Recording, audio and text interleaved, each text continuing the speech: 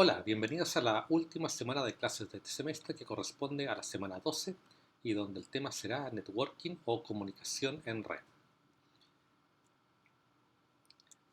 Para empezar a hablar de comunicación en red, lo más importante primero es saber de qué hablamos cuando nos referimos a una red. Nos referimos básicamente a esto, una red que es parte de la internet y donde hay bastantes elementos. Tal vez algunos lo han conocido, computadores, laptops, han escuchado tal vez del concepto de router, de punto de acceso inalámbrico, de redes móviles, pero básicamente la internet está compuesta por múltiples subredes, algunas de las cuales son redes domiciliarias privadas, donde vemos que hay un módem, un router inalámbrico que le da conectividad al resto de los dispositivos en nuestro domicilio. Y este servicio nos llega a través de proveedores de internet como BTR, Claro, Movistar, que se llaman ISPs. Estos ISPs se conectan a través de otros proveedores de mayor nivel que se llaman IXPs, quienes le dan acceso al resto del mundo a través de la internet. Estos mismos ISP también permiten conectar empresas de tamaño pequeño, donde hay un switch que conecta múltiples dispositivos, o empresas más grandes, donde también tenemos elementos como firewalls, múltiples subredes y arquitecturas bastante más complejas. También tenemos redes móviles que están compuestas por antenas de transmisión 3G o 4G que dan servicios a una variedad de dispositivos móviles y a través de cables se conectan con el resto de la infraestructura. Dentro de todo este grupo, lo primero que necesitamos para conectar dos programas en distintos computadores es poder ubicarlos. El primer problema entonces es cómo este cliente puede encontrar la ubicación de este servidor. Para eso la solución es el protocolo IP o Internet Protocol, el cual le entrega a cada dispositivo una dirección IP, la cual nos permite encontrar de manera única o casi única un miembro en la red. Supongamos que el cliente tiene la IP 192.168.050 y el servidor la 146.155.1345. Teniendo esta información, toda esta infraestructura de router inalámbrico, modem eh, y routers va a colaborar para que el mensaje llegue a través de distintos enlaces, a través de distintos cables, hasta el destino final, pasando por IXPs y ISPs. Eventualmente el mensaje llega al computador de destino, al servidor web, y desde ese momento decimos que se ha establecido una conexión lógica, una conexión entre origen y destino. Una vez que tenemos esta conexión, el siguiente paso es ¿qué hacemos con esta conexión? ¿Qué le enviamos? ¿Cómo encontramos este computador? Una vez que, supongamos que tenemos dos computadores, cada uno con una dirección IP y ambos conectados a una misma red. En el servidor vamos a tener un programa que se llama server.py que va a estar escuchando, esperando que alguien le transmita información, y en el cliente un programa client.py. Lo primero que tiene, supongamos que client.py quiere enviar un mensaje por la red que diga nuevo aviso. Ese mensaje es el dato que le quiero transmitir. Lo que llamamos la capa de aplicación, se refiere al software que decide qué mensaje transmitir, y ese es el software que estamos construyendo. Todo lo que nosotros vamos a construir va a vivir en la capa de aplicación, que decide qué protocolo utilizo para enviar mensajes, qué conjunto de reglas sigo. El primer problema que tenemos que resolver es cómo encontrar el destino. Para eso necesitamos la IP del destinatario, y ese es un dato que vamos a tener que agregar en nuestro mensaje. Junto con el mensaje hay que agregar la IP. Ese es un problema de la capa que llamamos capa de red. Dada una dirección IP, ¿cómo se navega a través de la red para encontrar al destino? Todo esto es información que ya está programada. Las redes están configuradas para que, dando una dirección IP, el mensaje pueda enrutarse o encaminarse a su destino. Por otro lado, el servidor no solamente está ejecutando mi programa server.py, también está ejecutando tal vez una tarea, tal vez algunos otros programas, y tengo que tener una manera de saber a cuál de todos estos programas referirme al enviar un mensaje. Supongamos que el cliente quiere enviar un mensaje y tiene que decir a cuál se lo envío. ¿Cómo los identifico? Bueno, aquí entra a jugar la capa de transporte, que entre otras cosas decide cómo envío un mensaje y a quién se lo envío, a cuál de todos los programas que están corriendo aquí se lo tengo que pasar. Para eso le damos un número a cada uno y ese número le llamamos el puerto. El puerto me va a identificar de manera única cada programa dentro del computador. Por lo tanto, a mi mensaje ahora tengo que agregarle el número de puerto. Teniendo esta información, IP y número de puerto, mi mensaje ahora puede llegar. Esto es algo que resuelve la capa de transporte, todo este tema de agregarle un puerto a la conexión. Y teniendo esta información, IP y número de puerto, mi programa cliente puede transmitir la información al programa servidor. Existen otras capas dentro de la construcción del protocolo de Internet. Sin embargo, no las vamos a estudiar en este curso. Por ahora nos interesa utilizar la capa de aplicación para construir protocolos, los cuales le vamos a pedir a la capa de transporte que se encargue de hacerlo llegar al destinatario. La capa de transporte le pedirá a la capa de red y trabajará en conjunto con las otras capas para que el mensaje llegue al destino. Si quieren aprender cómo funcionan las otras capas, les recomiendo que más adelante tomen el curso Sistemas Operativos y Redes, donde estudiamos todo este funcionamiento. Luego del autobombo, vamos a ver rápidamente cómo funciona el protocolo UDP. Uno de los protocolos de transporte que decide cómo se envía un mensaje es el protocolo UDP. Este protocolo se caracteriza porque cuando envío un mensaje, supongamos que quiero enviar un mensaje que diga un texto que diga nuevo aviso, este mensaje es enviado a través de distintos paquetes. Se envían primero los primeros 4 bytes, que supongamos que sean 4 bytes, usualmente un paquete incluye mucho más que 4 bytes, pero para efectos del ejemplo vamos a usar 4 bytes. Se envían los paquetes, el receptor los va guardando en un buffer, un espacio de memoria, y una vez que han llegado todos los paquetes, este texto completo se le entrega al programa servidor y él lo procesa. Así de sencillo, es un protocolo que no garantiza la recepción, no se preocupa de que un mensaje se pierda, y en las redes es bastante común, es más común de lo que uno cree que los mensajes puedan perderse en el camino, pero por otro lado este protocolo es bastante rápido y liviano. ¿Qué ocurre cuando un mensaje se pierde en este protocolo? Si un paquete no llega, el mensaje podría quedar incompleto. Veamos, por ejemplo, si enviamos primero los primeros 4 bytes, luego el mensaje llega, luego se envían los siguientes 4, pero este paquete se pierde. Eso no lo sabe el receptor, no lo sabe el servidor porque el paquete nunca le llegó, y no lo sabe el emisor porque una vez que le envía el paquete podría haberse perdido en cualquier parte del camino. Pero como no lo sabe, envía un tercer paquete, el cual pasa al buffer, y una vez que el mensaje llega, el sistema operativo le pasa el mensaje incompleto al servidor. Una vez más, el protocolo UDP no garantiza nada al respecto. Este protocolo esto lo hace bastante rápido y bastante liviano, pero uno se preguntaría por qué lo seguimos usando. Y este protocolo es bastante rápido cuando queremos hacer acciones como streaming de video, streaming de audio, este mismo streaming que ustedes están viendo.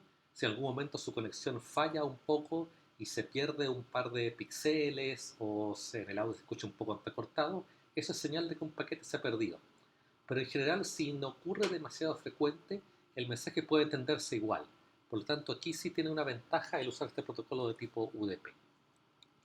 Pero por otro lado, si queremos que si estamos enviando la tarea del curso y queremos que el archivo llegue completo, que no se pierda ningún byte, porque si se pierde un byte, tal vez el ayudante no va a poder corregirlo. Entonces usamos un protocolo más confiable, que es el protocolo UDP. Este protocolo incorpora además una confirmación de recepción por cada paquete. Es bastante más lento, pero mucho más confiable que UDP. Eso también lo hace ser más pesado. Cada vez que enviamos un paquete, el servidor se compromete a enviar un mensaje de confirmación o acknowledge, escrito usualmente como ACK, por cada paquete que ha recibido. Y así por cada paquete que el cliente envía, el servidor responde con una confirmación de que el paquete llegó correctamente. Entonces hay más sobrecarga en la red, pero por otro lado, estamos seguros que el mensaje llegó correctamente a nuestro servidor .py. ¿Qué pasa por otro lado si el paquete se pierde en el caso de TCP? Si un paquete se pierde, supongamos que se envían los primeros 4 bytes, se reciben, se manda un acknowledge, se envían los siguientes 4 bytes, no se reciben porque el paquete se perdió, el servidor no lo sabe, el cliente tampoco lo sabe, pero el cliente manda un tercer paquete, se recibe, pero el servidor ahora contesta con un acknowledge diciendo un acknowledge igual que el anterior, diciendo, oye, no me ha llegado correctamente solo hasta justo antes del byte 658. Con esta información el cliente sabe que se ha perdido un paquete y en ese caso lo reenvía. Lo reenvía de acuerdo al número de secuencia, el servidor sabe en qué lugar almacenarlo del buffer y luego se lo pasa, contesta con un acknowledge y luego se lo pasa al servidor. De esta manera, a pesar de que se pierden paquetes, el protocolo TCP sabe en qué momento reenviar un paquete. Hay situaciones más complejas, no las vamos a estudiar, pero lo importante es que el protocolo TCP es capaz de reaccionar ante pérdida de paquetes y es mucho más confiable.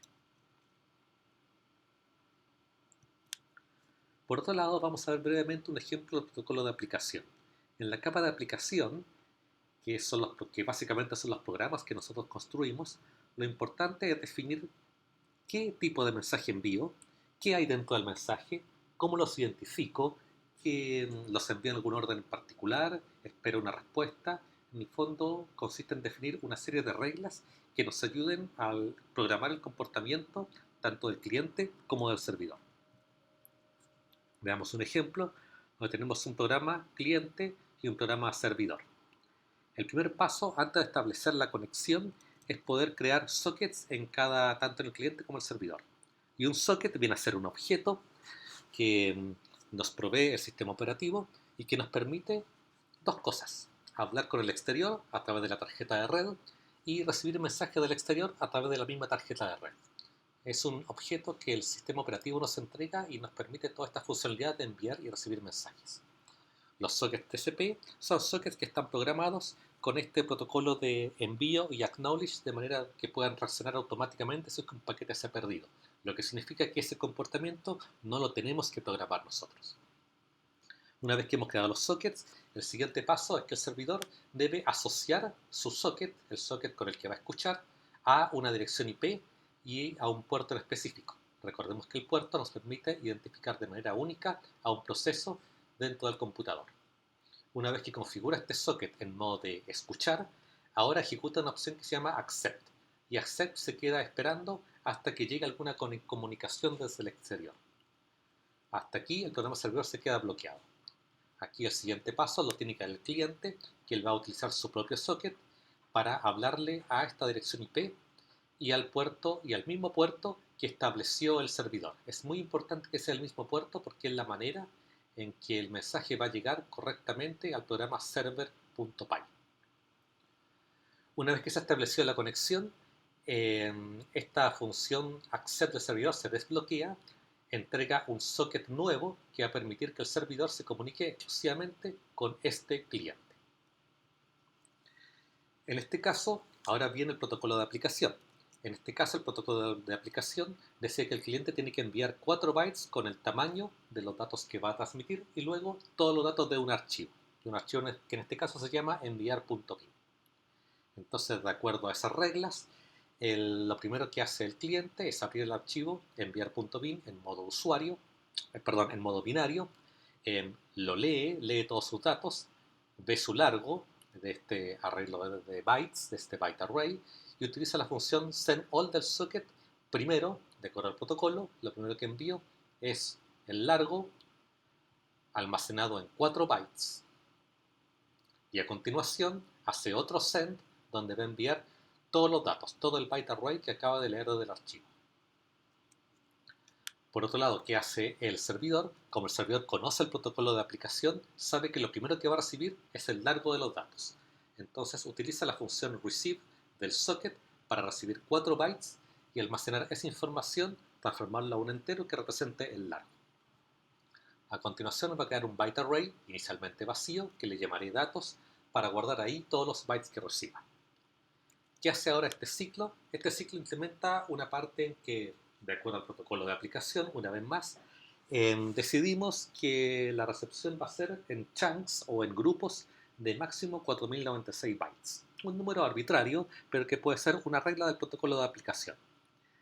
Entonces este ciclo va a empezar a decidir cuántos datos debe recibir a continuación y va a llamar iterativamente a la función receive del socket establecido con el cliente para leer esa cantidad de datos.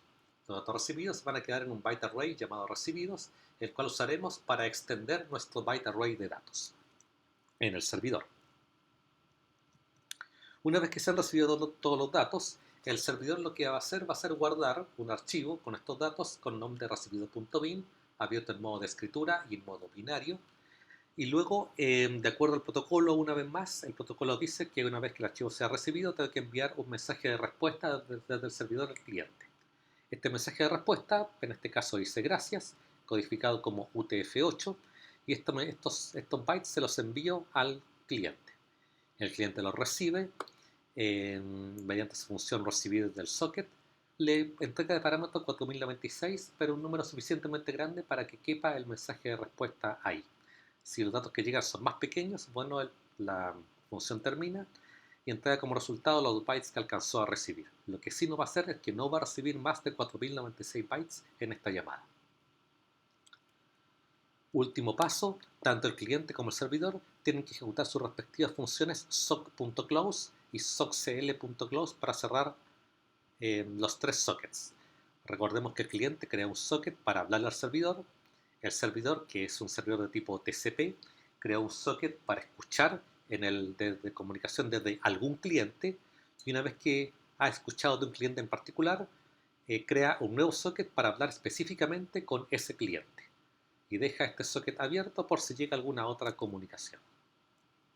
Eso ha sido un ejemplo de funcionamiento de un programa cliente-servidor escrito en Python. Esto nos permite transmitir bytes, cualquier grupo de bytes que sabemos cómo escribirlo. Podemos enviar archivos codificados en JSON, en Pickle o cualquier conjunto de archivos. Y lo único que tenemos que hacer es crear los sockets y establecer un protocolo de aplicación que nos va a decir las reglas y el orden en que se van a enviar los mensajes. Con esta información ya podemos construir aplicaciones que ahora son mucho más poderosas porque ahora permiten comunicar computadores que están ubicados en distintas partes y solo funcionando a través de la red. ¿Quién se encarga de hacer esa comunicación? Programas que ya están creados. Protocolos de transporte como TCP y como UDP. Recordemos, TCP involucra bastante overhead y redundancia en la información, pero asegura que el mensaje recibió. Por otro lado, UDP envía mensajes, pero no asegura que todos lleguen íntegramente. Puede que los mensajes no lleguen, pero si no me interesa la integridad del mensaje, entonces UDP puede ser mi opción de protocolo. Espero que hayan disfrutado este video y que les sea bastante útil tanto para la actividad sumativa que haremos online el día jueves 28, con las mismas condiciones que hicimos la actividad de práctica del jueves 15 y que les sirva también para la tarea que les publicaremos. Mucho éxito a todos.